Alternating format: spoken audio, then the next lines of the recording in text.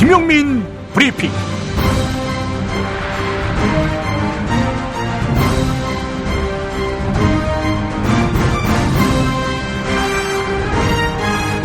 (2017년 5월 9일) 화요일입니다.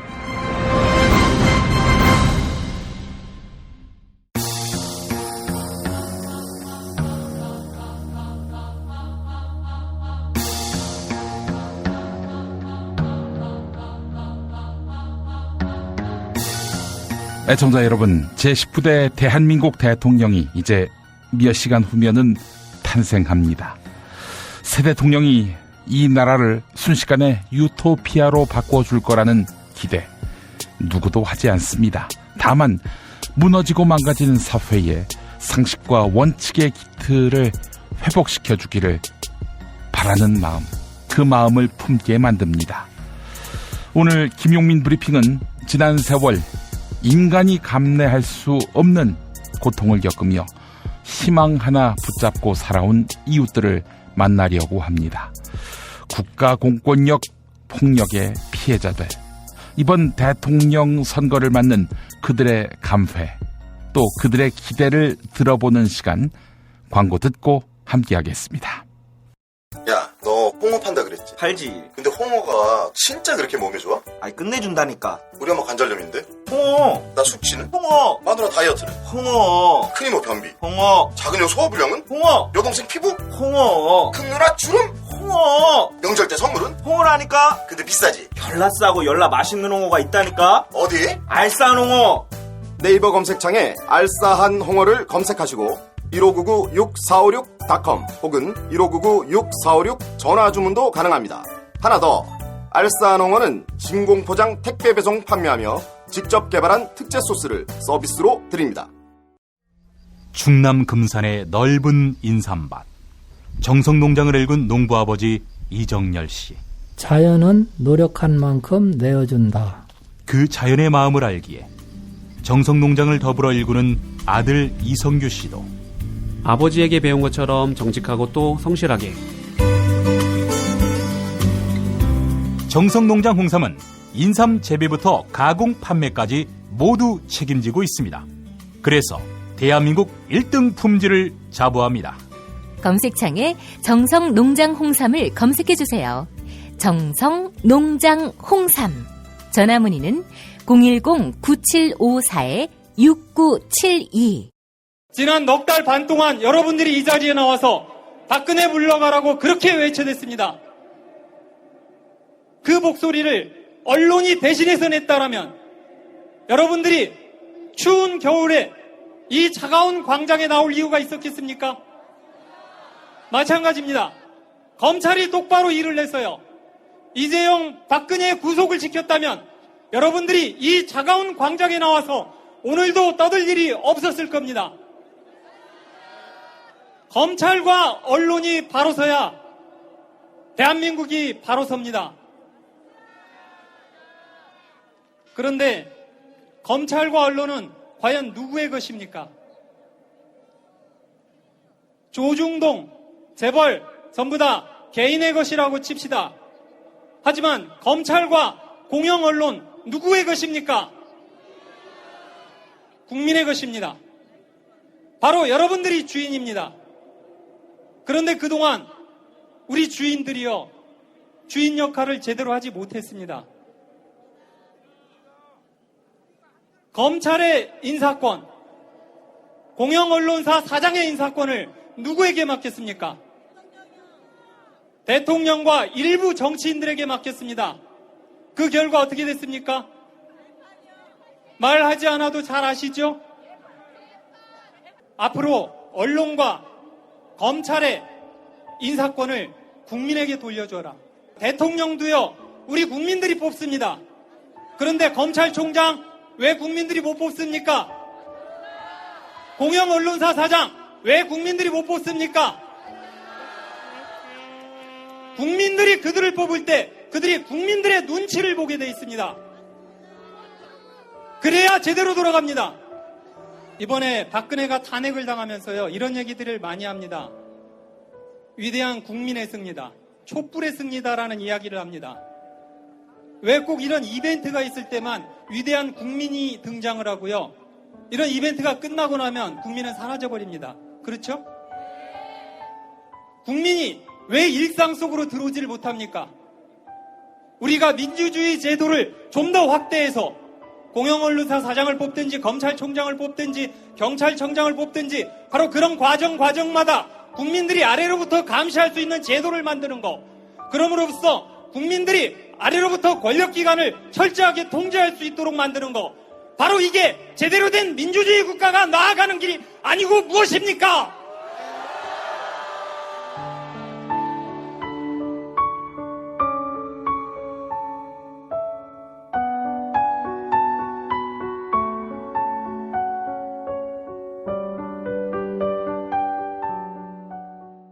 방송 3사에서 가장 먼저 해고당한 기자가 바로 이용마 기자입니다.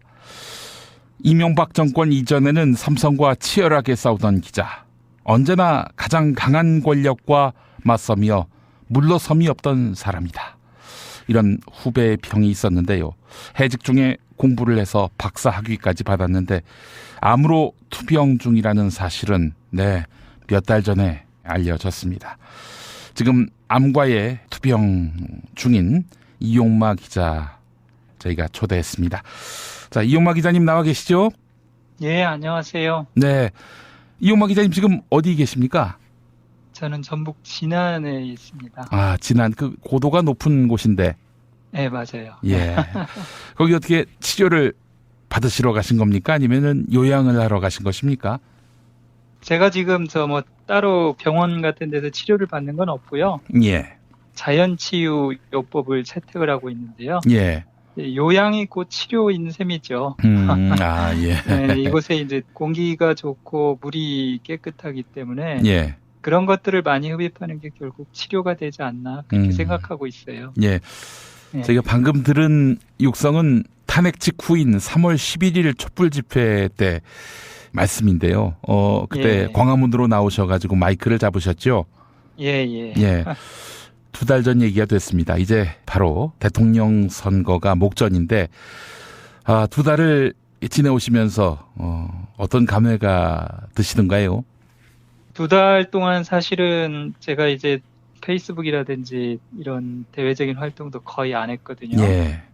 안 했던 이유 중에 하나는 일단은 박근혜 전 대통령이 탄핵이 됐죠. 예. 그래서 이제 새로 대선 전에 돌입을 한 그런 상황인데, 제가 생각했던 것보다 대선 전에 대해서 굉장히 많이 실망을 했어요. 그 무슨 말씀이냐면, 예. 저는 2월에 반기문 씨가 예. 출마하지 않겠다라고 선언할 때부터 네. 어차피 이것은 문재인 대 안철수의 구도가 상당히 유력하지 않겠느냐. 예. 거기에다가 이제 그 보수 후보가 누군가가 등장을 하겠지만 네. 아마 큰 파괴력은 없을 것이다. 이제 이런 정도 예측을 했었거든요. 예. 그렇다면 실질적으로 이번 대선전을 문재인 안철수 두 후보 측에서 주도를 하면서 끌고 갈 수 있는 네. 중요한 기회거든요. 예. 결국은 이 선거전을 통해서 이제 그 과거 추구 세력들 네. 혹은 우리가 흔히 이야기하는 예. 꼴통 세력들 그런 세력들과 얼마나 다른지 예. 사실은 차별화를 시켜서 보여줄 수 있는 기회라는 말이죠. 예. 그런데 그 두 후보 간의 어떤 선거전을 보니까 예상보다 훨씬 심한 네거티브전이 많이 벌어졌죠. 예. 그런 모습들을 보고서 좀 많이 실망을 했어요. 저는 그런 네거티브보다는 예. 지금도 계속되고 있는데요. 예. 그런 네거티브보다는 어떤 정책을 통해서 서로 내 주장이 국민들을 진짜로 위할 수 있는 거다. 예. 이런 그 건전한 좀 경쟁이 이루어진다면 훨씬 좋지 않았을까. 그런 기대를 많이 했었거든요. 예. 근데 그런 것들이 이제 제대로 이루어지지 못하다 보니까 예.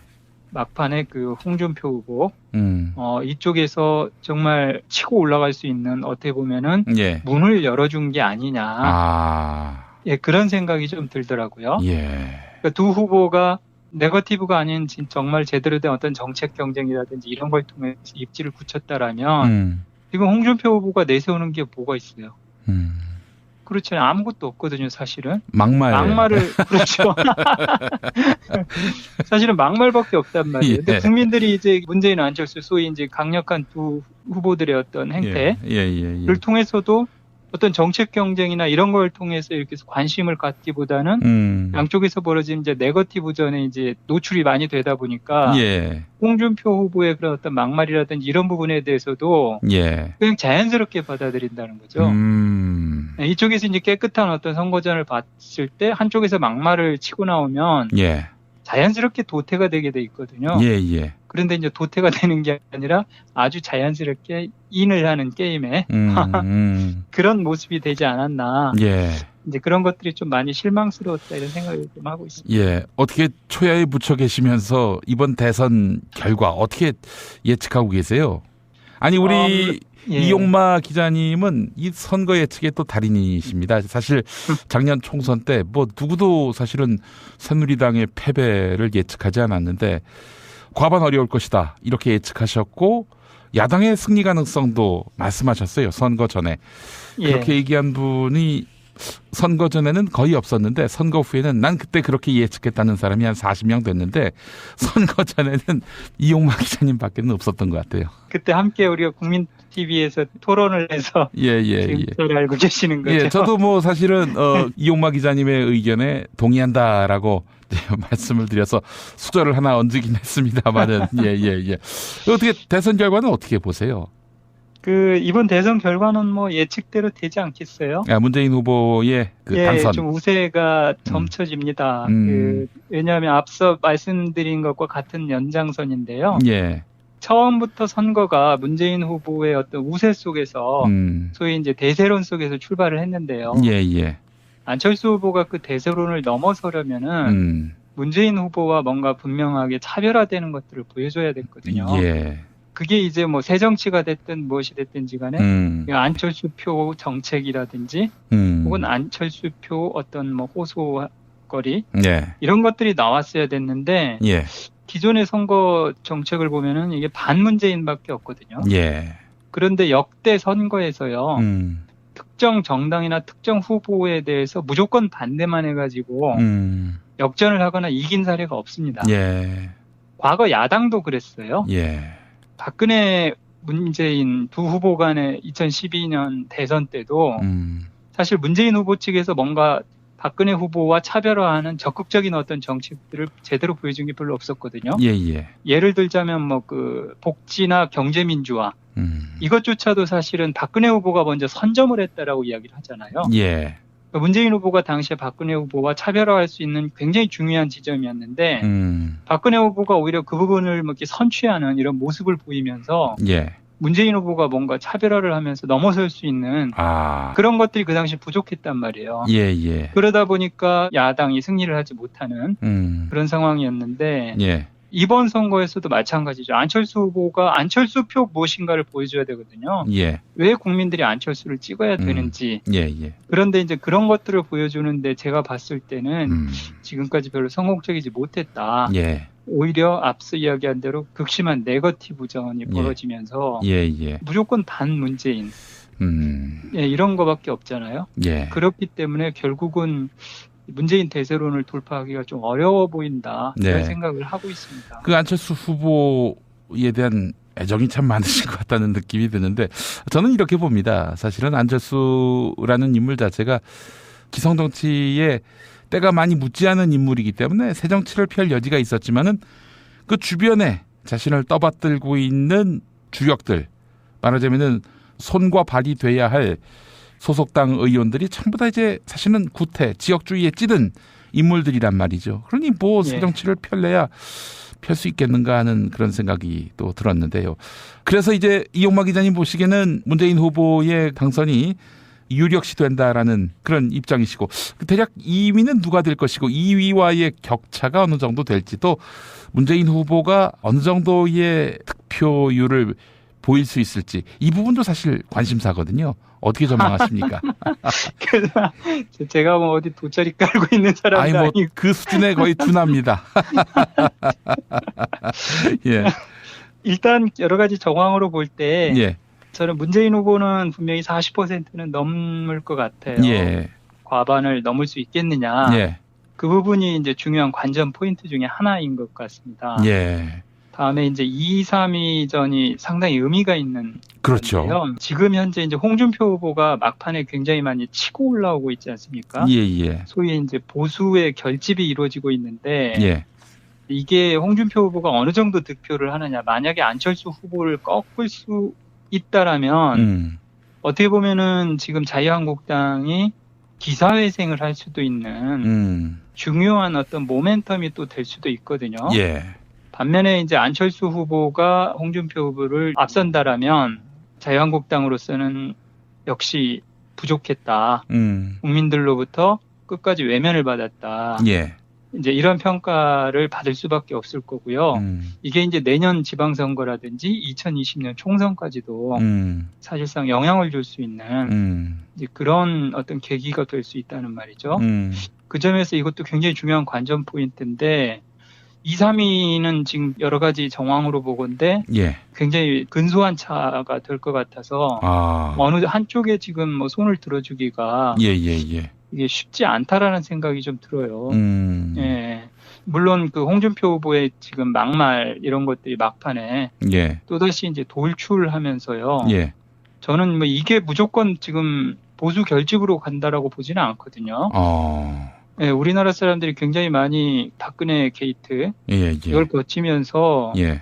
의식 수준이 굉장히 많이 높아진 상태예요.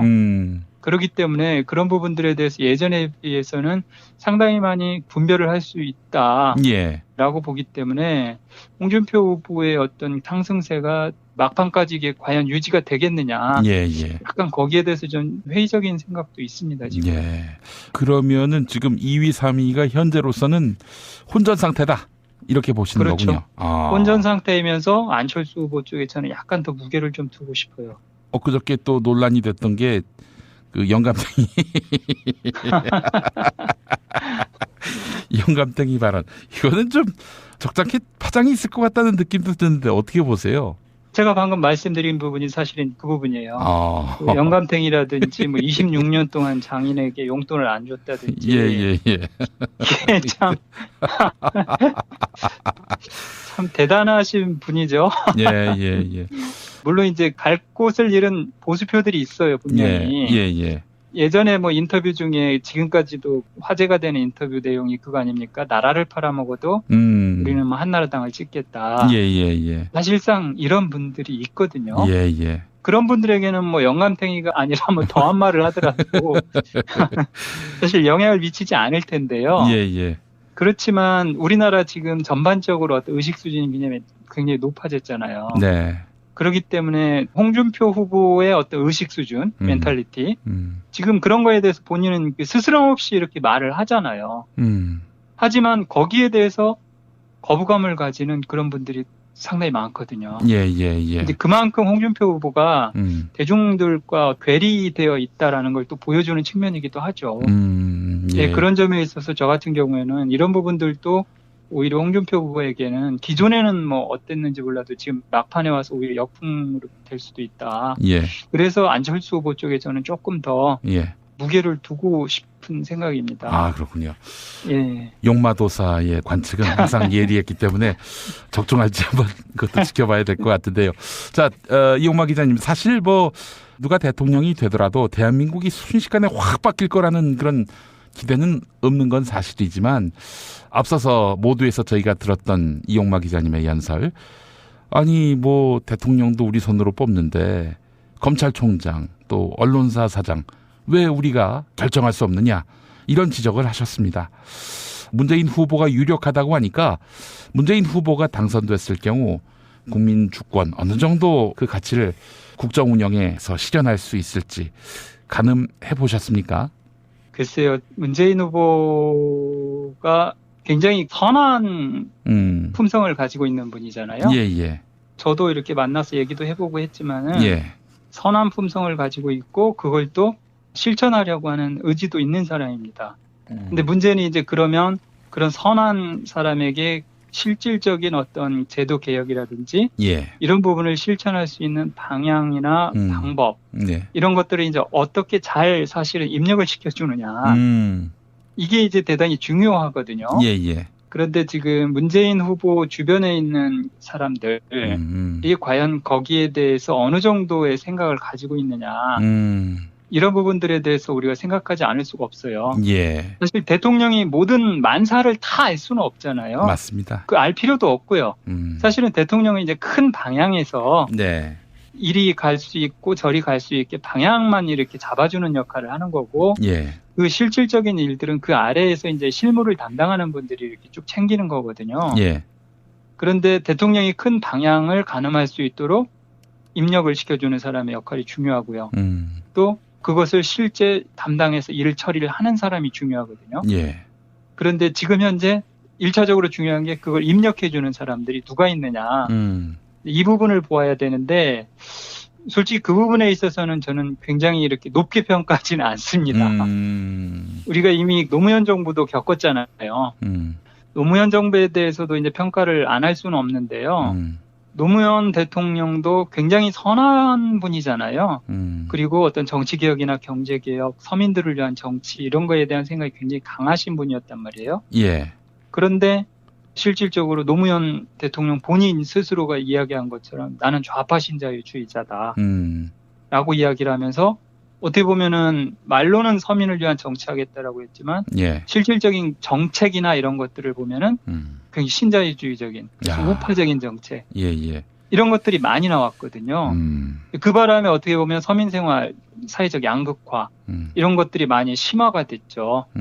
기존의 패러다임에서 벗어나질 못했단 말이에요. 예. 그렇다면 지금 문재인 후보 주변에 있는 사람들을 보면 어떠냐라고 봤을 때 예. 과연 그전에 노무현 대통령 주변에 있던 사람들 그것으로부터 얼마나 벗어났느냐 여기에 대해서는 그렇게 높은 점수를 주기는 솔직히 좀 어렵습니다. 예. 다만 우리가 노무현 정부를 한번 경험을 했잖아요. 예. 그때 당시에 개혁이 상당히 어렵구나. 그리고 그런 식으로 개혁을 하니까 우파 정책들을 일방적으로 답습을 하다 보니까 굉장히 어려웠다. 이건 분명히 알고 있단 말이죠. 예. 그렇기 때문에 과거 노무현 정부와 같은 길로 가지는 않을 것이다. 여기에 대한 기대는 있습니다. 예. 복잡하시네요, 이 마음이. 사실 문재인 후보 개인은 상당히 선한 분이고 반듯하다. 또 이렇게 평가를 해주셨지만 떠받치고 있는 사람들이 상당히 구태의연한 면이 있다. 또 이렇게 지적하신 거 아닙니까? 그렇죠. 예. 네. 아이고, 사실은 이제 문재인 후보가 당선이 되면은 당장 언론 개혁, 검찰 개혁 해야 될 개혁들이 한두 가지가 아닌데 우리 이용마 기자님께는 언론 개혁에 국한해서 여쭤보자면 어떻습니까? 지금의 MBC, 어제도 더불어민주당 내 한 인사가 다른 후보의 발언을 빗대서 비난을 했는데 그걸 또 폐륜이라고 규정짓고 예. 적극적으로 선거운동에 나서다시피 하고 있는데 대선 이후에도 MBC는 안 바뀔 것 같다. 이런 얘기들도 적지 않아요. 어떻게 보십니까?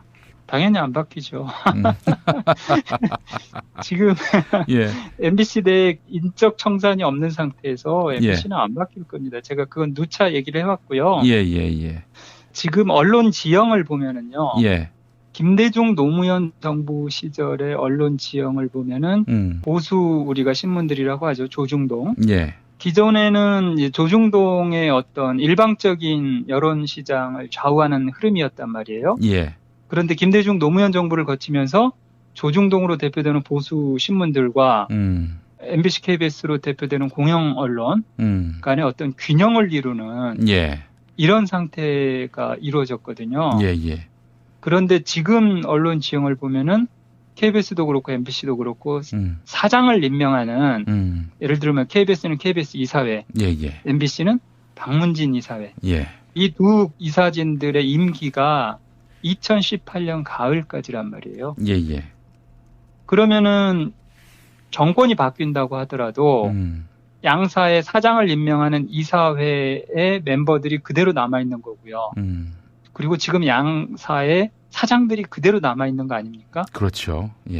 그러면은 쉽게 말해서 대통령이 설령 문재인이 된다고 하더라도 두 방송사는 전혀 바뀌는 게 없다는 것이죠. 예. 적어도 내년 가을까지는 그대로 갈 수 있다라는 겁니다. 이걸 그 이명박 정부 때는 어떻게 했냐면은 정현주 사장에게 그 당시 뭐 배임 혐의를 뒤집어 씌워가지고 그렇죠. 예. 정현주 사장을 내쫓았잖아요. 예.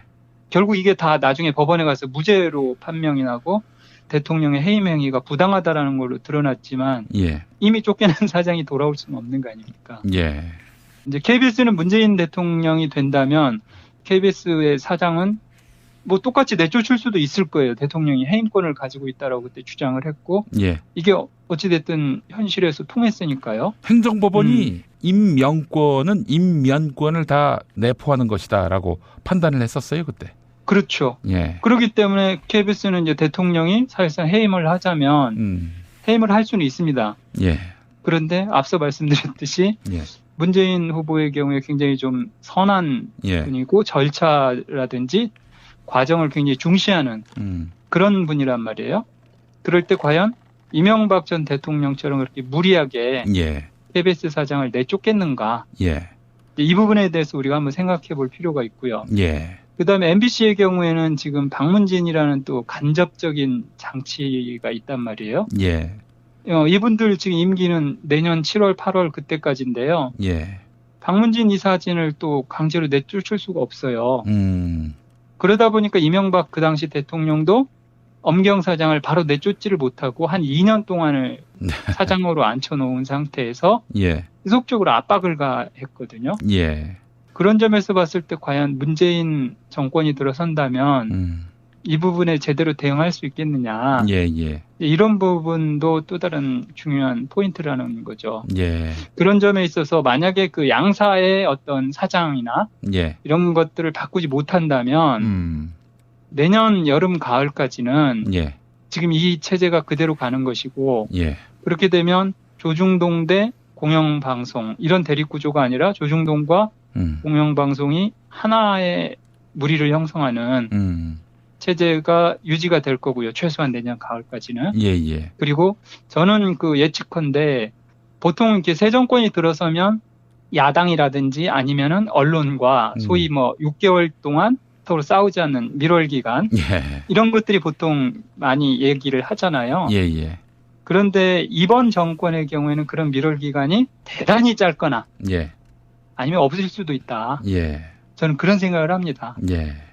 이미 지금까지 보시면은 알겠지만은 뭐 조중동이나 그리고 KBS, MBC 문재인 후보 측에 대해서 지금 현재도 굉장히 무리한 보도들 예. 이런 것들 많이 하고 있잖아요. 예.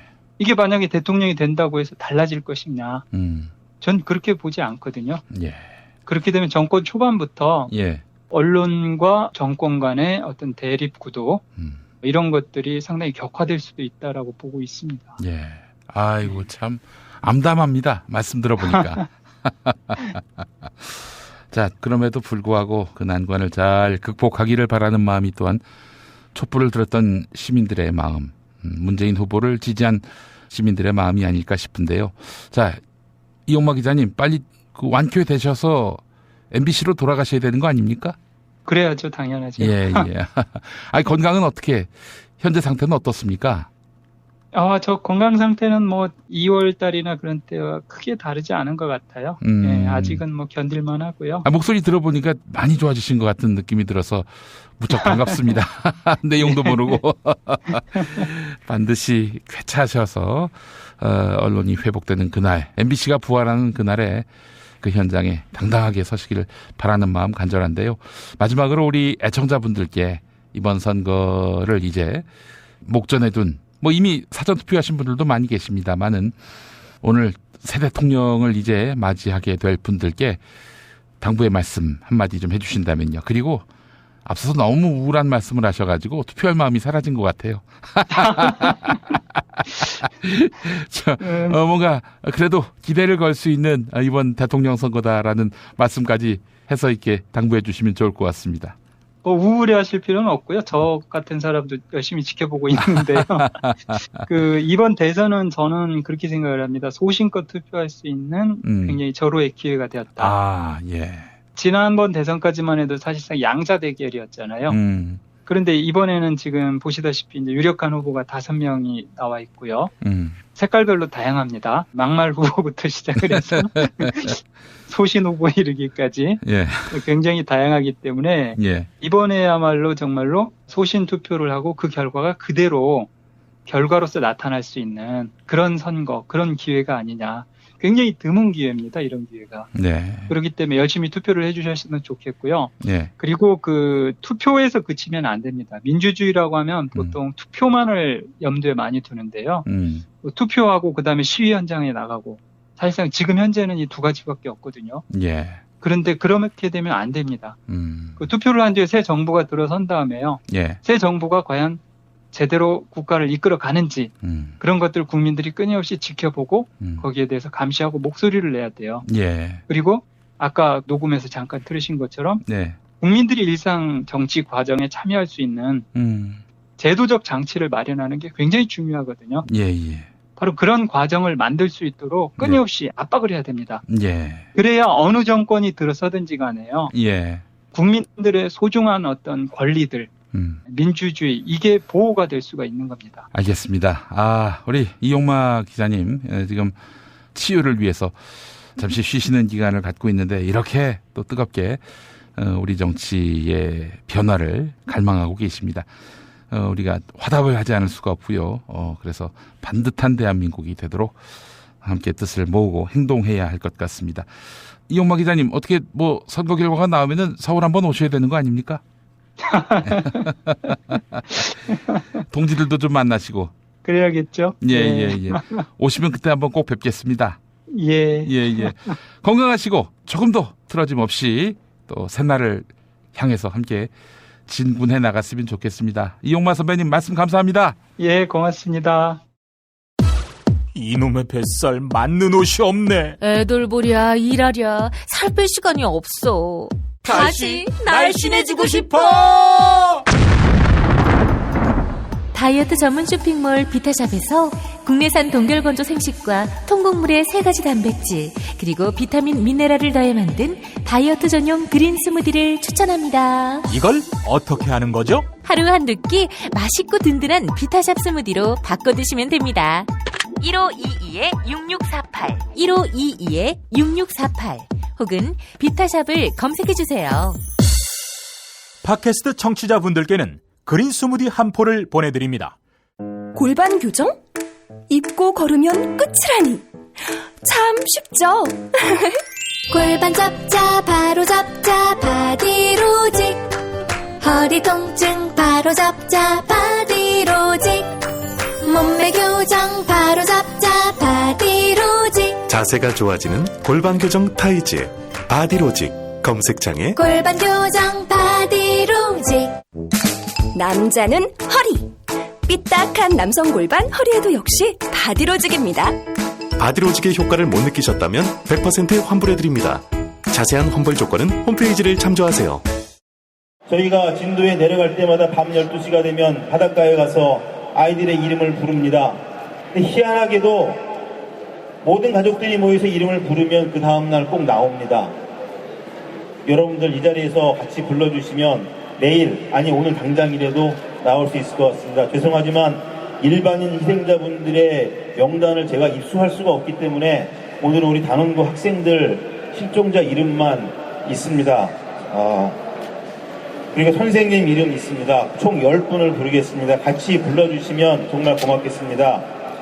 조은화입니다. 은화야! 윤민지입니다. 민지야! 허다윤입니다. 다윤아! 황지현입니다. 지현아! 남현철입니다. 현철아! 박영인입니다. 영인아!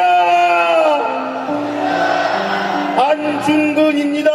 중근아! 윤이나 선생님입니다. 윤이나 선생님! 양승진 선생님입니다. 양승진 선생님! 고창석 선생님입니다. 고창석 선생님! 네, 세월호 참사 역시 지난 정부의 최대 적폐였죠. 구조를 못한 것이 아니라 안 한 것이 아닌가. 안 한 것으로 거의 확정이 되고요. 진상규명을 끝까지 방해하고 시신 수습조차도 미진한 과정들, 이 과정 속에서 공권력의 무성의가 느껴집니다. 지난 정부 최대 피해자 하면은 또 세월호 유족을 들지 않을 수가 없는데요. 유경근 세월호 가족협의회 집행위원장님 지금 전화에 연결돼 있습니다. 유경근 위원장님. 네. 네. 안녕하십니까. 지금 어디 계십니까? 예, 금방 저 안산에 올라왔습니다. 어디 목포 신항에 계시다가요? 예. 지금 시신 한 구 수습된 것이 아닌가 그런 보도가 주말 사이에 나왔는데 어떻게 네네. 확인이 안 됐습니까? 예, 뭐 아직까지는 침몰 해역에서 사람 유해 일부로 추정이 되는 게 이제 발견이 됐고요. 예. 누구인지는 당연히 아직 확인이 되려면 좀 멀었고요. 예. 다만 분명한 건 그동안 수없이 많이 발견되었던 네. 돼지뼈나 닭뼈 같은 동물뼈는 아닌 것 같다. 아. 그 정도까지만 나온 상황입니다. 예, 근데 그게 이제 세월호 선체에서 발견된 것이 아니라 맹골수도에서 발견된 것이기 때문에 예. 세월호 미수습자의 유해인지는 현재 알 수 없는 상태고요. 예, 그러기도 하고요. 예, 어쨌든 처음 발견된 장소가 이제 선체 내가 아니고 예, 침몰 해역 바닥에서 이제 잠수사가 집어 올린 건데요. 예, 한편으로는 반갑기도 하면서 예. 한편으로는 그동안 그렇게 우려했던 그 유실이 결국 현실화가 된 게 아닌가, 또 이런 것 때문에 우려도 좀 있고 좀 그렇습니다. 예. 어떻게 지금 시신 수습에 성의가 있어 보이나요? 어떻습니까? 일단 저는 목포 신항에서 계속 지켜보고 있는데 예, 뭐 선체 내에서 빨리 좀 찾아야겠다는 생각은 다 갖고 있는 것 같아요. 이유나 목적은 뭐 다 다르겠지만 어쨌든 그 임무를 지금 수행하는 사람들이기 때문에 그 사람들 입장에서 성과가 있어야죠. 그게 또 전혀 없이 특히 이제 아까 말씀드렸던 대로 선체 내에서 아직 발견이 안 되고 선체 바깥에서 발견이 된 상황이기 때문에 예, 며칠 동안 좀 다니면서 눈치도 좀 보고 그다음에 예. 이야기를 좀 나눠봤는데 예. 굉장히 좀 부담을 좀 많이 갖고 좀 초조해하는 기색들이 좀 있습니다. 해양수산부가요? 예. 아니, 저 지난번에 그 선체 인양 과정도 그렇고요. 진작에 할 수 있는 일들이었는데 이거 차일피일 미룬 것 아니냐 이런 의구심이 점점 증폭돼 가고 있습니다. 어떻게 보세요? 분명한 사실은 지금보다 훨씬 더 이른 시간에 인양하고 또 미습자를 찾는 것은 충분히 가능한 일이겠죠. 예. 네, 그거는 뭐 분명히 여지가 없을 것 같고요. 근데 이제 그 이유가 뭐냐 또는 뭐 누가 지시했느냐 뭐 아니면 어떤 판단에 의해서 그런 거냐에 대해서는 이것도 분명히 앞으로 조사 대상이라고 봅니다. 예. 다시 한번 말씀드리면 분명한 것은 예. 제대로 인양할 수 없고 제대로 수습할 수 없는 방법을 그동안 고집해왔다. 이것만은 좀 분명하다 이렇게 말씀드릴 수 있을 것 같습니다. 선체 인양을 네. 지연시킨 고의성이 보인다. 고의성도 좀 보이죠, 사실. 이걸 뭐 단정지어서 말하기 어렵지만 예. 그렇지 않고서야 고의성이 없는데 어떻게 그렇게 무리한 방법 또 가능성이 적은 방법 그리고 모든 사람들이 만류하는 방법을 1년 넘는 시간 동안 고집하면서 끌고 왔을까. 예. 그러다가 결국에는 인양한 방법은 처음에 저희들이 제시했던 방식으로 되돌아갔죠. 예. 이런 거 봤을 때는 예. 뭐 고의성을 빼놓고 얘기하기는 힘들지 않겠어요. 문재인 후보 쪽하고 거래를 해서 문 후보에게 유리한 방향으로 선체 인양을 지연시켰다. SBS의 이런 보도, 뭐 스스로 오보라고 밝히긴 했습니다만은 어떻게 보셨어요? 그는 참 그 기사를 저는 처음에 접하고 나서 예, 사실 굉장히 대수롭지 않게 여겼거든요. 예, 왜냐하면 이제 저는 해수부 내부의 분위기도 좀 비교적 자세히 아는 편이고, 예, 그다음에 특히 민주당을 중심으로 한 야당들하고 같이 특별법을 만든다든가 현재조사위원회를 만드는 과정 속에서 여러 의원님들하고 깊숙한 대화도 많이 해봤고요. 예, 그다음에 해수부도 잘 만나주진 않았지만 어쨌든 뭐 만나서 이야기도 해보고 뭐 이것저것 조사도 해보고 많이 해봤지 않습니까? 예. 그래도 대한민국에서 나름 전반적인 분위기를 아는 사람 중에 한 명이라고 보기 때문에 그 기사를 보고 그렇게 대수롭지 않게 읽었어요.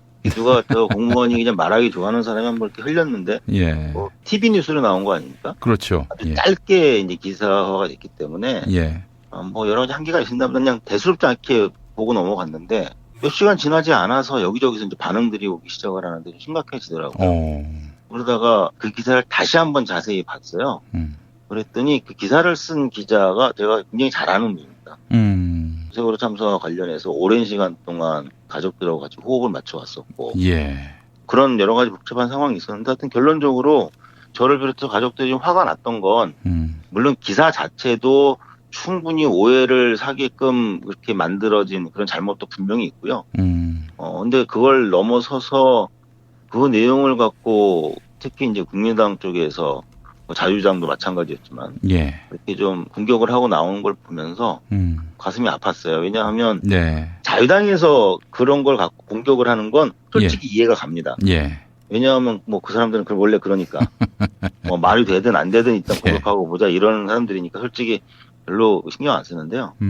국민의당 같은 경우에는 세월호 참사 관련을 해서 저희 가족들과 민주당과 같이 공조를 하면서 또 같이 충분히 의논하고 그러면서 모든 과정을 잘 알고 계시거든요. 예. 그런데 이런 기사가 나오면 이거 잘못된 기사에 당연히 이렇게 생각할 줄 알았는데 그게 마치 사실인 것처럼 이렇게 얘기하신 걸 보면서 예. 이건 뭐 제가 문재인 후보를 뭐 옹호하기 위해서 하는 말이 아니고요. 예, 예. 저분들도 이게 다 사실이 아니라는 걸 알 텐데 아무리 선거가 중요해도 저렇게까지 해야 되나 사실 예. 이런 생각이 좀 들더라고요. 예, 예. 그래서 가족들이 좀 많이 좀 당혹스러워하고 좀 화내기도 하고 그랬었죠. 예.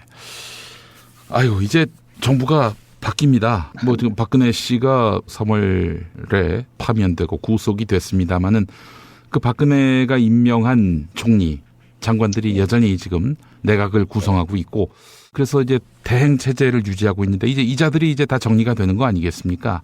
뭐 그러겠죠. 현재 어떤 판세와 흐름대로 문재인 후보가 당선이 된다면 그래서 사실상의 정권 교체가 이루어지게 된다면 우리 세월호 문제는 어떻게 풀려나갈 것으로 보시고 또 근데 기대하십니까? 어쨌든 이번에는 촛불 시민들의 뜨거운 바람 때문에 사실 이루어진 선거 아니겠습니까? 예, 예. 저희 가족들도 그 자리에 함께 했었고요. 그래서 이번에 되시는 대통령이 누가 됐든지 간에 그 바람을 이런 촛불 시민들의 바람을 그대로 이어받지 못하면 또다시 조기 대선을 올 수밖에 없을 것이다. 저는 이렇게 감히 이렇게 말씀을 드릴 수 있을 것 같아요. 아, 그래요? 예. 이거는 70, 80%의 국민들이 원해서 지금 새로운 대통령을 뽑는 건데 예, 예. 그 바람을 제대로 이어받지 못한다 그러면 자격이 없는 거죠. 예, 예. 아무리 투표를 통해서 당선이 됐다고 하더라도. 네. 그래서 그걸 좀 전제하고 싶고요. 예, 예. 어쨌든 새 정부에서는 뭐 사람도 바뀔 거고 전체적인 방향도 바뀔 거고 뭐 수없이 많은 것들이 바뀌겠지만 그러나 이 세월호 참사는 대한민국의 정말 온갖 문제들이 집약된 그런 모든 문제점이 드러난 참사였다라는 게 일반적인 평가이지 않습니까? 그 말은 결국 세월호 참사의 진실을 밝히기까지가 너무나 어려울 수 있다. 정말 단순한 문제가 아니기 때문에 그래서 대통령 한 명 바뀌고 장관 몇 명 바뀐다고 해서 순식간에 해결될 문제라고 보지는 않습니다. 예. 그럼에도 불구하고 시간이 걸릴 거고 다만 이전까지는 박근혜 정부가 앞장서서 방해하고 예. 조작을 했다고 그러면 예. 적어도 새로운 정부는 그렇게는 안 하지 않을 거 아니냐. 그렇다고 그러면 진실을 찾아가는 그 시간은 생각했던 것보다 훨씬 더 많이 네. 단축될 수 있을 것이고 예. 또 그런 기대를 좀 갖고 있는 것이죠. 예. 문재인 당선에 방점을 둔 것이 아니라 정권 교체가 됐을 경우에 세월호 문제는 어떻게 풀어가는 것이 온당하냐 이걸 여쭌 거였습니다. 예. 그럼 질문을 이렇게 바꿔보겠습니다. 심상정 후보나 문재인 후보가 당선이 돼서 정권 교체의 의미가 분명해질 때 그때 세월호 문제는 어떻게 풀려야 한다고 보십니까? 좀 편하게 말씀을 드리면요. 예. 이번에 정권이 정말 교체가 의미 있게 되었다. 예. 결론이 나오면 예. 솔직히 가족들은 좀 쉬고 싶습니다. 예. 그러니까 이게 지쳤다 이런 의미가 아니고요. 예. 뭐 힘들다 이런 의미가 아니라 네. 사실 그동안 많은 분들이 얘기하셨지만 이 참사를 해결할 주체가 네. 사실은 책임져야 될 주체도 정부지만 또 해결해야 될 주체도 정부고요. 그리고 그것을 뒷받침하기 위해서 국회가 예. 거기에 따른 여러 가지 지원들이라든가 법, 제도 이런 것들을 마련을 해야 되는 것이고요. 예. 그리고 이후에 대책 역시 정부와 국회가 만들어내야 되는 게 정답 아니겠습니까? 예. 그런 것들을 안 했기 때문에 저희 그 유가족들이나 피해자들이 이제 앞장설 수밖에 없었고 지금까지 온 것인데요. 만일 새로운 정부에서도 여전히 유가족들이 그런 역할을 해야만 이 세월호 문제가 해결될 수 있다라고 하면 이건 굉장히 비극적인 일인 것이죠. 그런 차원에서 새 정부가 우리 유가족들 피해자들을 쉬게 만들어주시면 좋겠다. 그런 데서 좀 말씀을 드리고 싶고요. 구체적으로는 시작되자마자 제2기 특조위를 하루빨리 구성을 해서 활동을 시작할 수 있도록 해야 합니다. 제2의 특조위. 네네. 그게 굉장히 좀 중요하고요. 왜냐하면 지금 이수조사 수습도 하고 있고 또 선체조사도 준비를 하고 있는데요. 현재 선체조사위원회가 갖고 있는 권한 자체가 굉장히 애매모호하고 법 자체도 굉장히 제한적입니다. 지금 인양이 당장 이루어지는데 아무것도 인양 이후의 과정을 대비할 기구가 없기 때문에 좀 급조한 게 선체조사위원회거든요. 결국 이제 제2기 특조위가 빨리 만들어져서 이 선체조사위원회를 지원할 뿐만 아니라 이 선체조사위원회가 하고자 하는 일들을 특조위가 이어받아서 제대로 해야 되는 것이 지금 당장 필요한 일이고, 특히 중요한 것은 이 2기 특조위가 요구하는 특검을 정부와 국회가 받아들여서 그래서 조사의 수준을 넘어서서 수사와 기소까지 같이 동시에 이루어져야 되겠다. 좀 그런 바람을 갖고 있습니다. 예, 기소권 수사권이 이제 전제된 특조위를 말씀하시는 거죠? 네, 그렇죠. 특검 이야기는 그러면은 어떻게 되는 겁니까? 그러니까 이제 제2기 특조위는 사실 만들어질 시한이 이미 정해져 있습니다. 잘 아시는 대로 지금 신속 처리 안건에 지금 지정이 돼서 올해 11월 중순경에는 국회 본회의를 통과하는 게 기정사실이 되어 있고요. 그럼 3개월 정도의 준비 기간을 거쳐서 내년 초에는 특조위가 만들어집니다. 그리고 그 특조위 안에 특검을 무제한적으로 요청할 수 있는 권한, 그다음에 특검 후보자를 추천할 수 있는 권한, 이것이 이미 그 특조위 법 안에 다 들어가 있습니다.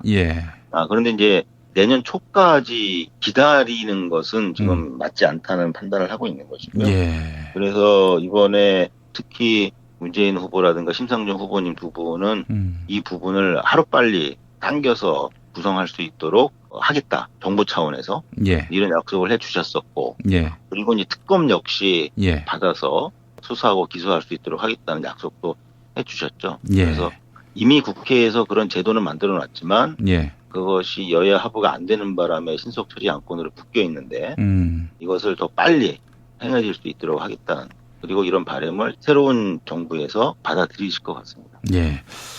알겠습니다. 무슨 대통령이 아무개로 바뀌었다고 갑자기 세상이 개벽천지가 된다 이렇게 보는 분들은 없지만 그러나 또 이번 선거가 갖는 의미가 또 축소될 수는 없는 거 아니겠습니까? 그럼요. 우리 유경근 위원장님께서 선거를 목전에 둔 우리 애청자분들께 투표 동료의 말씀 부탁드려도 될까요? 많은 분들이 저희들한테 세월호 가족들은 누굴 지지하냐고 많이들 물어보셨어요. 그런데 저희들은 분명합니다. 세월호 참사를 분명히 정부 차원에서 책임 있게 해결할 뿐만 아니라 그 책임까지 질 수 있는 그런 대통령, 그런 후보를 우리는 원하고 있고, 그래서 저희들이 긴 시간 동안 수많은 그 조사와 설문 또 이런 것들을 통해서 자료를 정리해서 공개도 했고요. 그 자료를 보시면 저희 가족들이 원하는 대통령이 어느 분들이신지는 아마 판단이 되실 겁니다. 한 2분 정도로 지휘하게 되죠.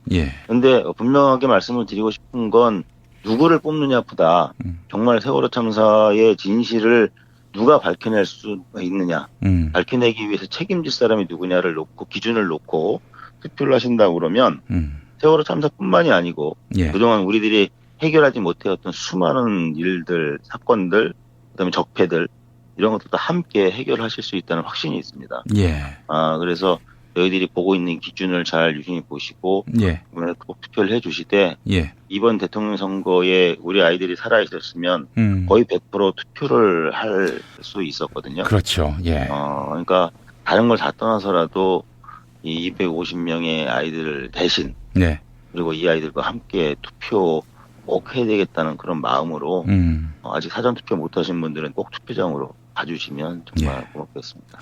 만약에 정권이 바뀌어서 세월호 특조위든 특검이든 세월호 진상조사기구가 이제 더 이상 정권의 방해 없이 자유롭고 공정하고 그리고 냉정하게 수사를 하게 되면은 숨겨진 진실을 드러낼 수 있을까요?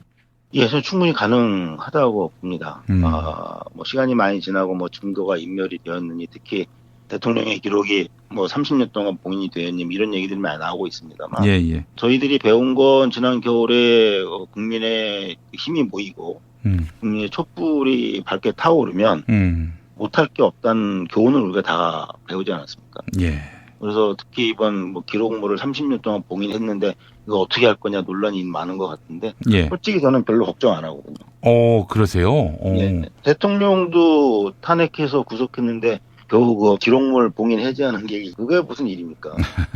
예, 그거야 국민들의 바람이 그만큼 모이면 국회에서는 안 받을 수가 없습니다. 예. 처음부터 국회가 탄핵한다고 그랬네, 못한다고 그랬었죠. 예. 저는 국민들한테 자기네들이 혼날 것 같으니까 따라온 거고요. 예. 그래서 결국 이 진상규명은 대통령이나 국회가 법적으로, 공식적으로 뭔가를 마무리 짓는 역할을 하는 것이지, 실제로 진상규명의 전 과정은 저희 가족들과 국민들이 함께 하는 것이다. 그 확신만 갖고 있으면, 예. 누가 대통령이 되시든, 국회에 누가 들어가든, 의석 비율이 어떻게 되든 관계없이, 예. 분명히 될 수 있다는 확신을 갖고 있습니다. 예. 우리의 선택이 세월호 진상규명을 가능하게 하고 또 아울러 안전한 대한민국을 만드는 열쇠가 될 수 있다. 그런 믿음을 갖게 해주셨습니다. 예, 유경근 위원장님 말씀 잘 들었습니다. 말씀 고맙습니다. 예, 감사합니다. 정권 교체를 함께 염원하는 판촉물 쇼핑몰 네피알 기념품, 답례품 기왕이면 네피알로 인터넷 검색창에 입력하시거나 032-519-4800으로 전화하세요. 카카오톡 아이디는 네피알.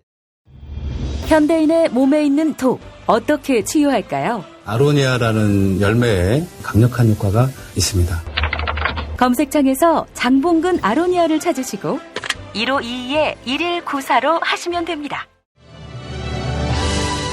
대한한의사협회장 김필건입니다. 우리에게는 중국을 능가하는 한의학이 있습니다. 정부의 의지만 있다면 한의학으로 세계 의료 시장을 선도할 수 있습니다. 국민과 함께하는 한의학, 대한민국의 미래를 만듭니다. 하루 두 차례 대한민국과 지구촌의 오늘을 정직하게 비춰드립니다. 권력이 진실을 압도하는 세상. 김용민 브리핑은 작은 희망의 불씨가 되겠습니다.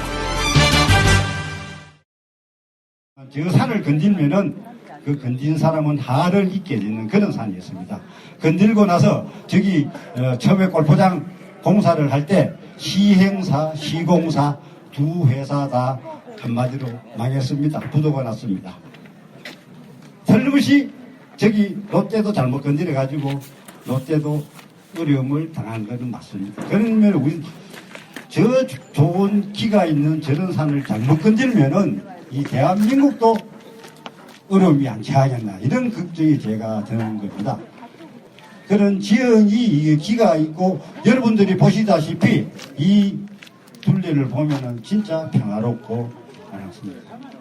옛날부터 보면 또 오시다가 또 조승리하고 용복리 경계 보면은 이제 선돌이 있습니다. 그 선돌에는 보면은 두 개가 있었는데 한 개는 지금 유실이 됐고 한 개는 아직 논두렁에 꼭 보면은 촛불 모양으로 일자로 쫙 써가지고 그 멋진 선돌이 지금도 그 보존이 되어 있는 곳입니다. 그렇기 때문에 제가 볼 때 이 국방부나 미국에서 여기를 지형을 선택을 잘못하지 않았나 이런 생각이 듭니다. 그러니까 이 전국에서 또 사드를 반대하시는 우리 뜻을 같이 하는 동지께서 연일 이 소송에 오셔가지고 계속 같이 투쟁을 하시고 또 쌓아주시니까 저희들도 주민들은 사실은 한 70여 가구에 우리가 실제 거주하시는 분은 한 100여 명인데 그렇지만 나이 60대 이상 다 그는 나이 드신 분입니다. 그렇지만 우리 할머니들 우리도 나가서 싸울게 하면서 열심히 지금 할머니들도 할아버지들도 같이 투쟁을 하고 있습니다.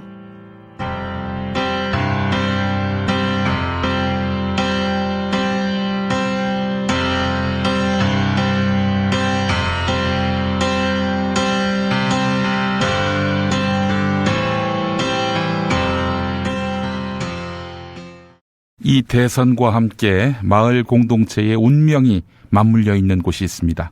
바로 경상북도 성주군의 소성리가 그렇습니다. 방금 들으신 목소리는 이석주 이장님인데요. 전화 연결돼 있습니다. 이석주 이장님 나와 계십니까? 예, 안녕하십니까? 예, 이장님, 앞서서 저희가 이석수 이장님이 얼마 전에 말씀하신 내용, 그러니까 저쪽 산을 건드리는 기업이든 단체든 어디든 항상 큰 역습을 받았다. 뭐 기업이 무너진다든지 뭐 이런 일들이 있었기 때문에 저기다 사드를 배치하는 주체, 엄청난 그런 재앙이 닥칠 것이다. 이런 말씀을 하셨는데 지금 그 근처에서 불이 났다는 얘기를 제가 들었어요. 예, 어제 저녁 7시경 예. 산 정상에서 예. 불이 났었죠. 그 산입니까? 예, 그 산입니다. 아, 이거 참 상스러운 일인데요. 어떻게 보셨어요?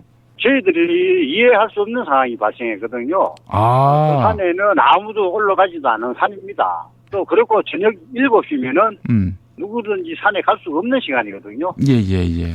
그 산 정상에서 600고지에서 불이 났다는 것은 예. 저희들도 도저히 이해할 수 없는 상황이 발생했습니다. 아, 이런 상황을 어떻게 해석해야 될지 참 저희로서는 난감하기 이를 데가 없는데 성주 상황은 어떻습니까? 저희 소성리에는 네. 5월 1일부터 네. 어제까지 예.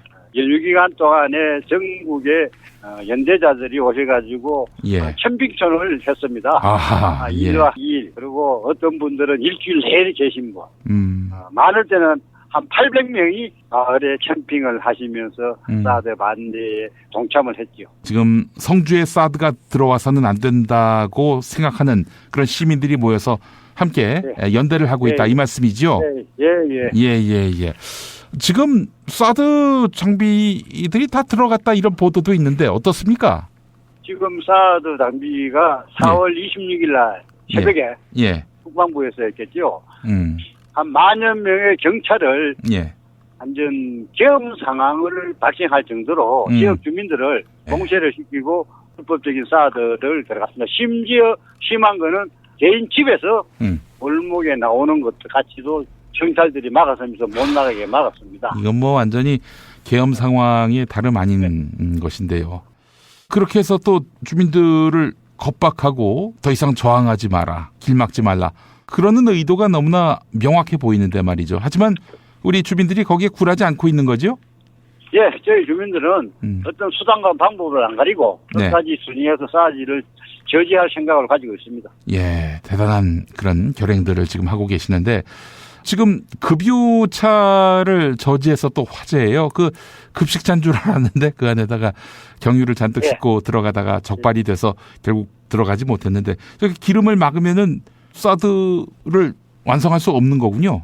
지금 현재 사드를 정부에서나 우리 매스컴에서 배치했다고 지금 보도를 하고 있지 않습니까? 예. 이게 새빨간 거짓말입니다. 왜냐하면은 지금 사드를 배치할 지역에 제대로 환경 영향 평가도 안 하고 그렇죠. 주민들 설명도 안 했죠. 예. 제대로 토목공사도 안 했습니다. 저희들이 이 불법으로 미군이 설치해 놓았기 때문에 불법 기름도 들어가서는 안 된다. 공사를 저지하기 위해서 유류차를 지금 진입을 막고 있는 겁니다. 예. 저희들이 부식 차량이나 앰뷸런스 사람이 캐널할 수 있는 거는 다 통과를 시키거든요. 그러니까 군에서 부식 차량에 몰래 기름을 넣어가지고 가다가 저희들이 걸렸죠. 주민들께. 그래서 빠꾸 맞았다 이런 말씀인데. 예. 근데 이제 사실은 정권 초반이거나 중반 같으면은 사드를 도입해야 한다 이런 입장에 선 정권이라면은 어떤 방법을 동원해서라도 주민들을 물리치고 결국 사드 배치를 강행할 텐데 이게 주민들에게 다소 밀리는 듯한 모습을 보이는 이유는 아무래도 다음 정부가 어떻게 될지 이것 때문에 지금 강행하지 못하고 있는 건 아닐까요? 그렇다고 생각을 해야지요. 이제 어떤 대선 후보는 철회를 공약을 걸어보고 있고 예. 타기 정부에서 원점에서 재검토를 하는 게 맞다. 이런 게 있지 않습니까? 그렇죠. 예. 그러니까 이제 타기 정부로 넘어가면은 힘들 것 같아서 불법으로 절차도 없이 알박기로 배치만 했는 거죠. 시선을 하지 않고. 예. 자, 그러면 이제 결국에는 정부가 어떻게 결정되느냐에 따라서 사드의 운명도 갈릴 것 같은데 일단 우선 국내적으로 보자면은 현재 더불어민주당 문재인 대선 후보가 일강 구도를 형성하고 있는 것으로 알려져 있단 말이죠. 만약에 그분이 대통령이 된다면 사드 문제는 어떻게 될 거라고 현지에서 보십니까? 그분이 차기 정부에서 원점에서 재검토하겠다고 말씀하셨잖아요. 예. 그러면 저희들 원점에서 재검토해서 철저히 조사를 해가지고 사드를 배치할 때 우리 국방부는 부상으로 온다 그랬지 않습니까? 후지마 제공하마 미군에서 선목공사에서 사드 운영을 다 한다고 그렇게 발표를 했는데 돈은 미군이 된다 이런 식으로 했는데 지금 트럼프 대통령이 10만 불을 달라 그랬습니까? 예. 이런 문제를 국민들에게 알려가지고 차기 정부에서 원점에서 재검토해서 이 나라에 또 이 땅의 평화를 위해서는 사드는 즉각 철회돼야 된다고 저는 생각하고 있습니다. 예, 그렇군요. 그런 의미에서 보자면은 사드는 이제 설치가 안 될 것이다. 이렇게 낙관하시는 건가요? 바람이죠. 알겠습니다. 지금 대외적 나라 밖의 사정을 보게 되면은 북미 간의 대화가 물밑에서 이루어지고 있는 듯한 그런 느낌을 또 받습니다. 또 미국과 중국이 미중 정상회담을 통해서 미중 무역 불균형 해소를 위한 100일 계획에 합의하면서 평화의 무드가 이어지고 있는데 이런 와중에 미국이 사드를 배치한다. 이것도 사실 좀 어울리지 않는 분위기고요. 지금 나라 밖의 사정은 어떻게 보십니까? 저희들이 볼 때는 현재 이제 남북 대화 그리고 북미 대화 모든 나라가 평화 협정을 맺어가지고 이 사드 전쟁 무기인 대신 대화로서 평화 협정을 이루는 게 가장 좋다고 생각합니다. 평화 협정으로 가야 한다라는 말씀이고요. 우리 이장님 개인적으로는 어떻게 스스로 정치 성향이 어느 쪽이라고 보세요? 경상도는 보수 지역이 아닙니까? 아무래도 그런 성향이 강하죠. 그런데 성주 지역에서는 지금까지 사드 문제를 내 가지고 매스컴을 들어보면은 지금까지 매스컴에서 전부 다 오도를 했구나, 거짓말을 했구나 생각. 저희들이 사드 활동을 하고 있는데 제대로 언론의 보도가 안 되거든요. 그런 게 저희들 행동한 거 틀리기 때문에 지금까지 이 나라 정부가 보수 언론에서 국민들을 쏘겠구나 이렇게 지금 생각을 하면서 많은 분들이 지금 과거의 잘못을 깨닫고 있습니다.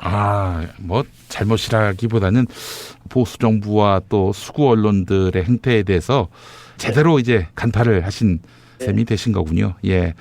결국 그들은 이제 그들의 편이지 결코 우리 국민들 편이 아니라는 사실만은 분명해졌고요. 그 성주가 지역구인 이완영 의원은 소송리에 와본 적이 있습니까? 아니요. 이완영 국회의원은 사드 반대를 우리 하는 성주 촛불을 보고 중북 좌빨이라고 했는 사람입니다. 저희 지역 국회의원으로서는 자격이 없는 사람이죠. 자기 지역 주민들에게 그런 말을 하는 배짱이라면은 다음에 출마할 생각이 없다고 볼 수밖에 없겠네요.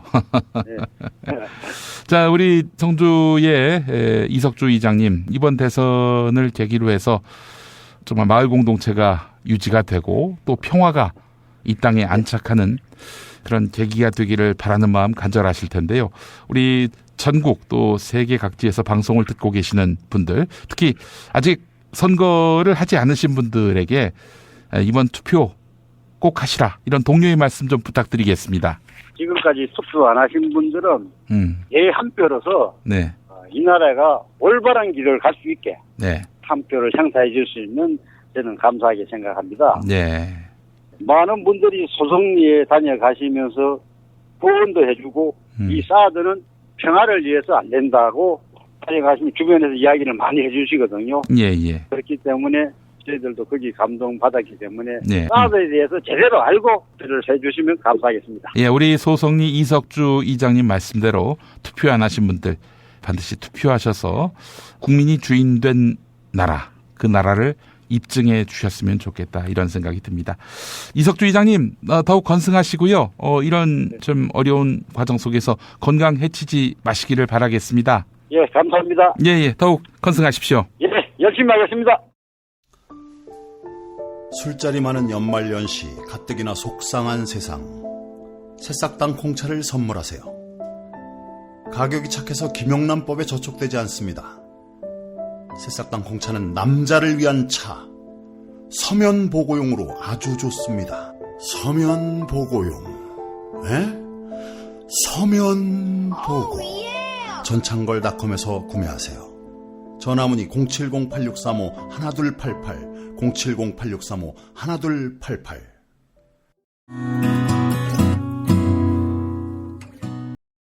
저는 재판을 4개를 받고 있는데요. 그래서 한 달에 4번 법원에 가서 공판을 진행을 하고 있습니다. 그래서 하나는 한국사교과서 국정화 발표 당시에 획일화된 교육에 대해서 반대하기 위해서 이순신 동상에서 기습시위를 한 것으로 기소돼서 재판을 받고 있고요. 다른 하나는 2015년 12.28 한일합의가 발표됐을 당시에 이 일본군 위안 문제 해결과 소녀상을 지키기 위해서 일본 대사관에 항의 방문을 갔다가 기소되어서 2번째 재판을 받고 있고, 3번째는 마찬가지로 한일합의 이후에 소녀상 옆에서 농성을 진행을 하면서 기자회견을 참석을 했는데 그 관련해서도 정식 기소되어서 3번째 재판을 받고 있습니다.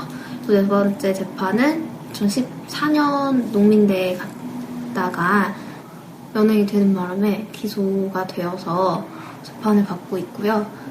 총 4개의 재판을 현재 받고 있는 상황입니다.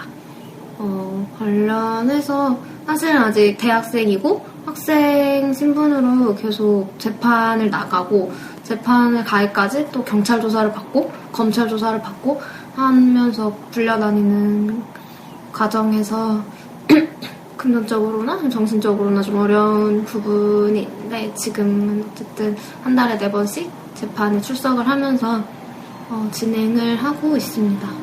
그저께도 이 기자회견 관련한 재판을 갔다 와서 이제 최후 변론을 했는데, 또 그 전날 김복동 할머니를 뵙고 와서 그 이야기를 하면서 한일합의를 반대하는 건 이 땅의 대학생으로서 그리고 국민으로서 당연히 해야 할 일이었다라고 최후 변론을 하고 왔는데, 그 선고가 어떻게 날지는 기다려봐야 할 것 같습니다. 사실 대학생으로 검찰청에 간다거나 법원에 간다는 것 자체가 사실 흔한 경험은 아니고 심리적으로 압박이 많이 되는데, 특히 검찰 조사를 받으러 간다거나 했을 때 정말 죄인 취급을 하면서 강압적인 분위기에서 수사를 받게 되는 게 되게 무섭고 스트레스였던 것 같아요.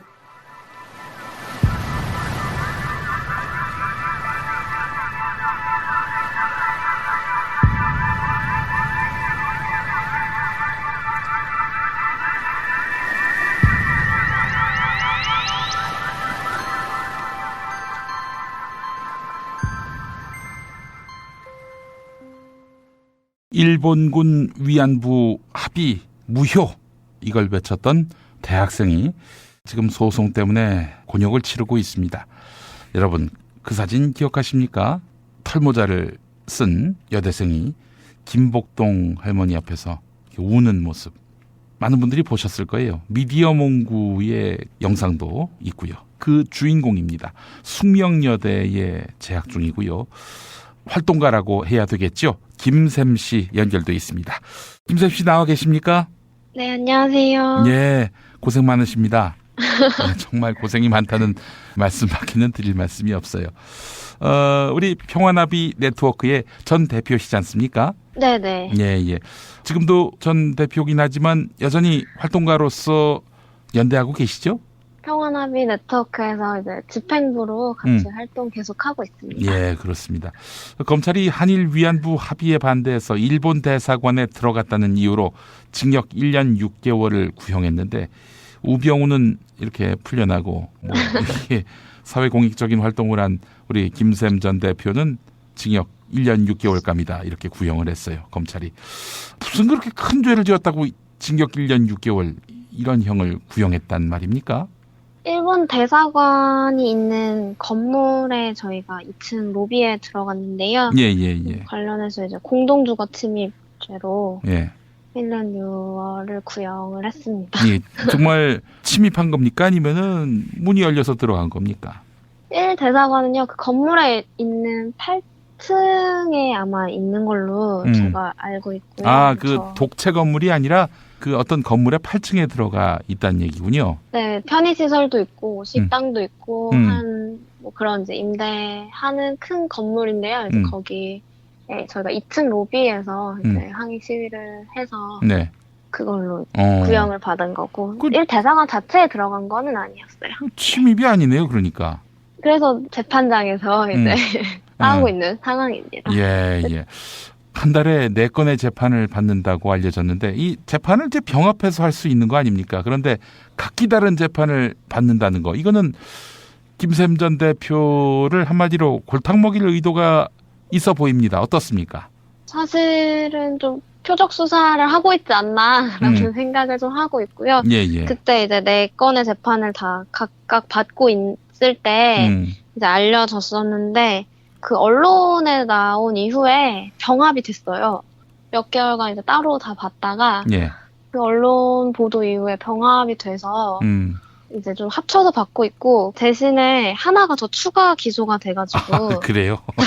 다섯 건이 되었고 예. 5건 중에 4건이 병합이 돼서 이제는 한 달에 2번 가서 재판을 받고 있습니다. 그렇군요.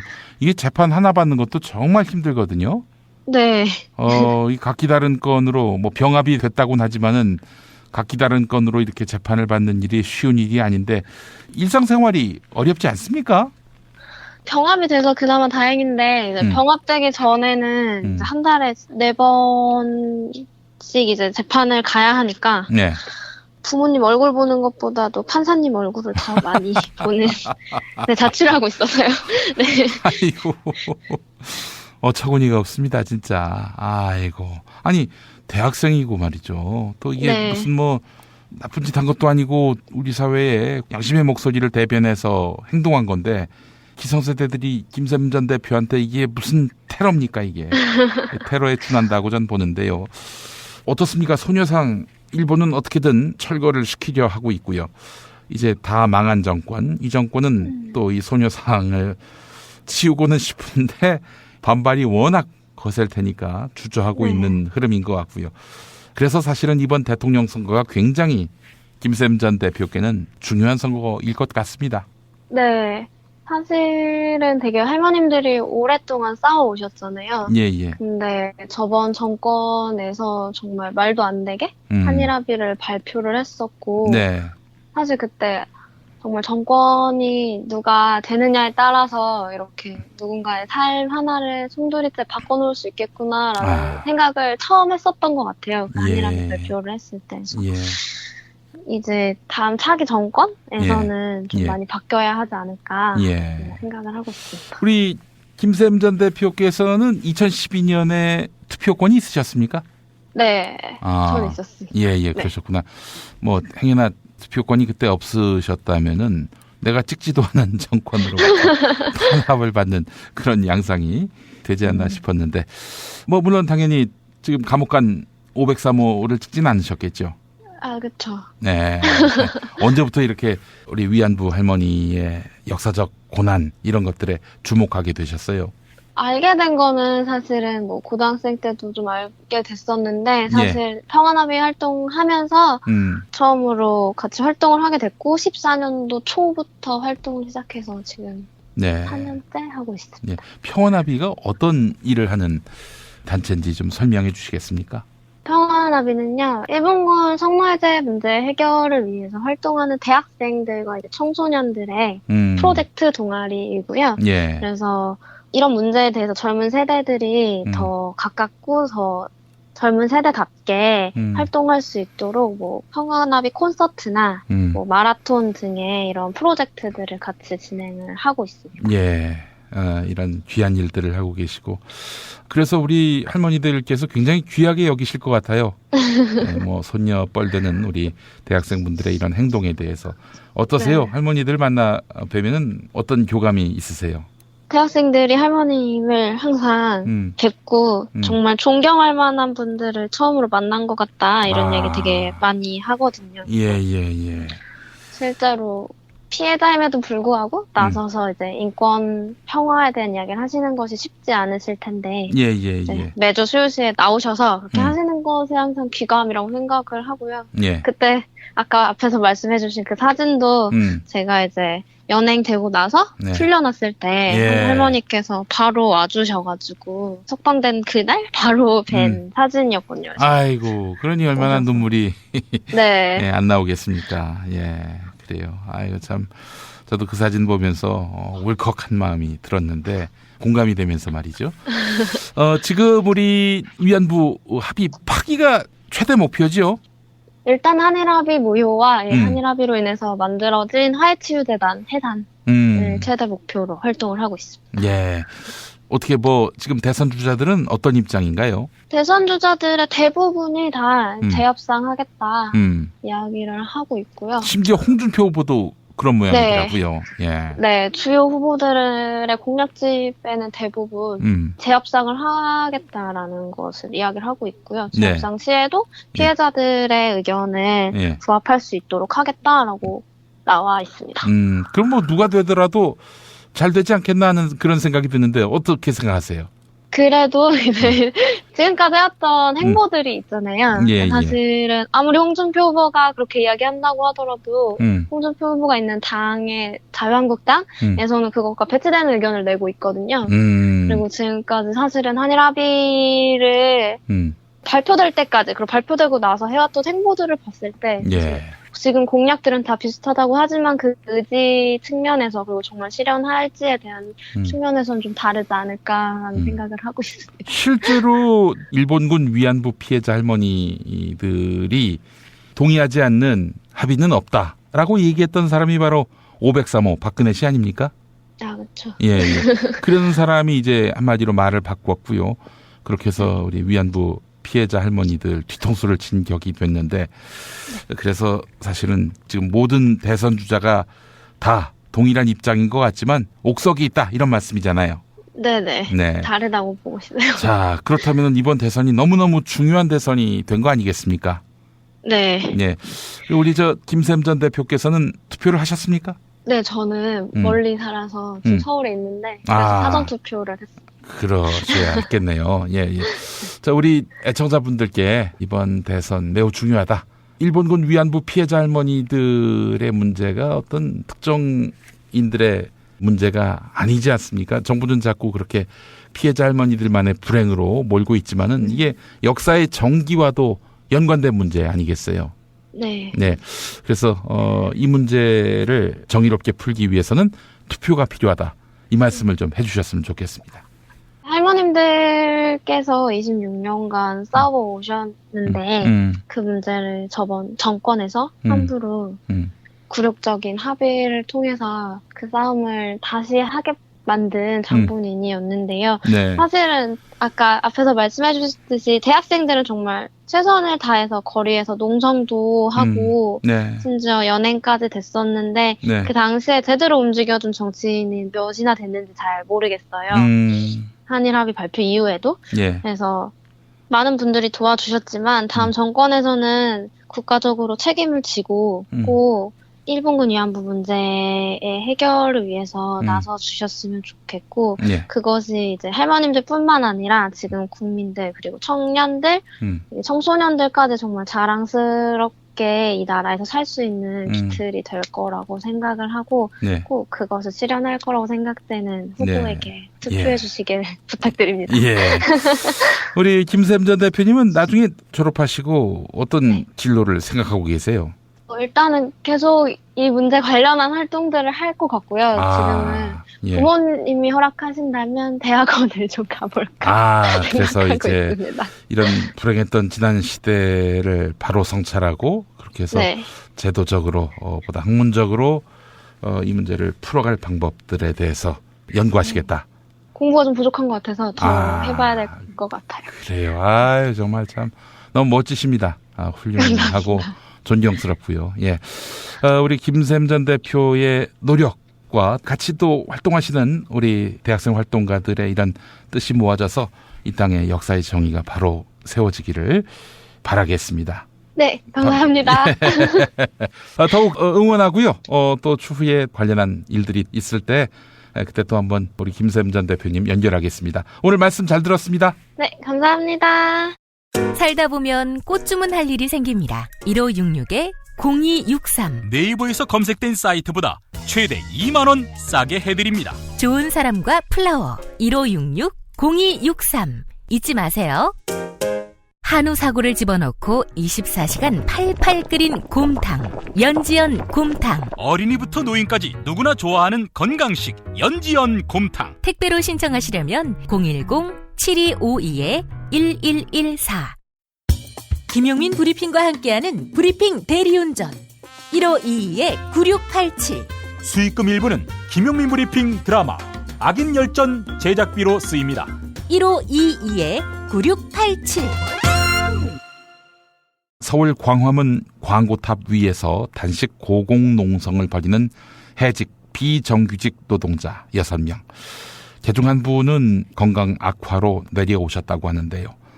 사회 한켠에 세상의 변화를 갈망하는 그런 이웃들이 있습니다. 또 백남기 농민의 가족, 그리고 이번 대선에서 완전히 소외된 농민들, 그들의 목소리도 있고요. 그들에게 새로운 나라는 좀 더 예의 있고 책임감이 있으며 양심이 장착돼 있었으면 좋겠습니다. 2017년 5월 9일 화요일 제19대 대한민국 대통령 선거 당일 새로운 출발의 기점이 됐으면 좋겠다는 마음 애청자 여러분과 공유합니다. 자, 김용민 브리핑 이렇게 해서 마무리할 텐데요. 5월 9일 화요일 아침 6시부터 저녁 8시까지 국민TV 뉴스K 라이브는 투표 동료 방송 촛불의 선택을 진행합니다. 내일 김용민 브리핑은 특집 관훈 나이트클럽과 오후 6시 방송을 팟캐스트에 업로드하겠습니다. 여러분 실시간 시청 그리고 팟캐스트 다운로드 부탁드리겠습니다. 여전히 광고탑 위에 남아있는 5명에게 권진원 씨의 노래 아름다운 사람 2절을 들려드립니다. 다음 시간에도 보다 바르고 알차며 즐거운 정보로 여러분을 찾아가겠습니다. 팟캐스트 포털 팟빵에서 다운로드하기, 구독하기, 별점 주기, 댓글 달기로 응원해주세요. 잊지 마세요. 다운로드하기, 구독하기, 별점 주기, 댓글 달기.